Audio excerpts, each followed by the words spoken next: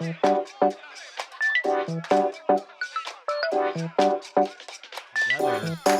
What is it about stories that you come across, or maybe stories that you create on your own? What is it about a specific story that compels you to want to work as a producer on it? You know, I wish I could answer that. It's kind of a gut thing more than anything, to be honest with you. You either just, there's something about this that you love, you can't always put your finger on it, and then other times it's like, yeah, no, it's not for me, but it could be the coolest story ever. And when you watch it as a viewer in the audience, or even act in it, it's cool.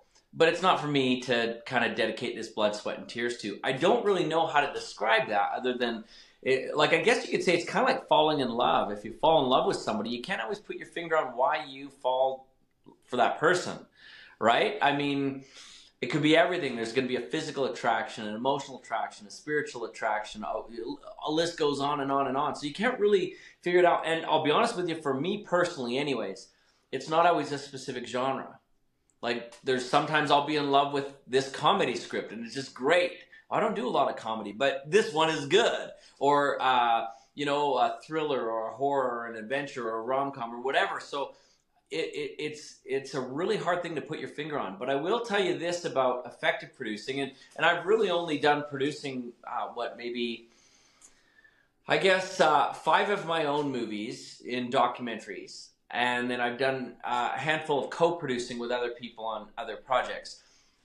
If I'm being totally transparent, some of the co-producing, I've helped raise money, I may be acting in it, and I've kept my mouth shut for the rest, right? Or maybe I've helped with a few things that I've got. Other times I'm producing and I am really in charge of all kinds of other stuff, right? Like everything, beginning to end. But the thing that I found with effective producing, you got to think of it almost like you're a conductor in an orchestra. You know, the guy who's conducting the music. If you were to try and play every instrument, can you imagine how that would be? I run to the piano, do little pieces. I run over to the violin, I run to the bassoon, I run over. Yeah. And I think some people, especially independent producers who are new to this, try to do that. And as you can imagine, the song will sound terrible. So really your job as a producer is to find the best person to play that instrument. And then you let them do what they're good at. And we conduct that along with everyone else. And we try and find harmony so that everything meshes together to create something amazing. I kind of love, there's a quote that I heard once that was attributed to Steve Jobs. I don't know if he really said it, but it sounds cool, so I'm going to attribute it to Steve. And that's like, we don't hire smart people to tell them what to do. We hire smart people so they can tell us what to do, right? And so I try and, when I'm a producer, I try and hire the very, very best that I can find because they will up-level the movie. In fact, one of the films that I did in 2008, I did a documentary called The Opus that has a narrative part that goes through as well as like interview segments in it. And so I hired this really awesome DOP who'd done stuff on Brokeback Mountain, Shanghai Noon, Shanghai Nights, Good Luck Chuck. Wow. He'd won a couple Emmys with different things. And no kidding, so I hired him and he brought his own lighting crew and everything else. And even though I also directed that, he would come and ask my opinion. And I would kind of pretend that I'd share an opinion, but reality, I shut up. I was blown away by how he set up these shots. And I'm not going to tell him how to do his job. But the cool thing about this that's maybe important to notice is that even though he did that work, it's also my name on the film. So his expertise reflects on my film.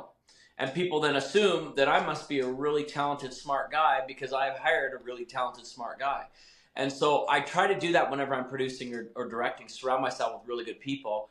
And I have to admit, even when I'm as an actor, if I find out that there's certain people already in the cast that I know will up-level my game, like that people that I know are just incredible and they'll bring out the best in me, I'll sign on because I know it'll make me look like an incredible actor. And you know how it is. There's a little bit of humbleness in there. We don't really always want to go around saying I'm the best actor, but we want to be. We want to be the best actor, and probably the best way to do that is hire the best people. In fact, here's a funny thing. I had somebody tell me once we were crewing up for this one show, and I was just an actor. I was not the producer. But I got talking to some people on set, and there was this one guy who was a producer there, and I started chatting with him.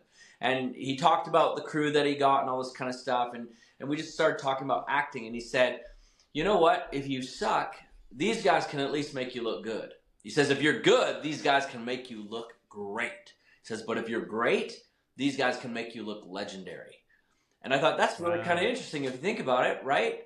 because all the people around you really have a lot to do with how you're going to come across in that film.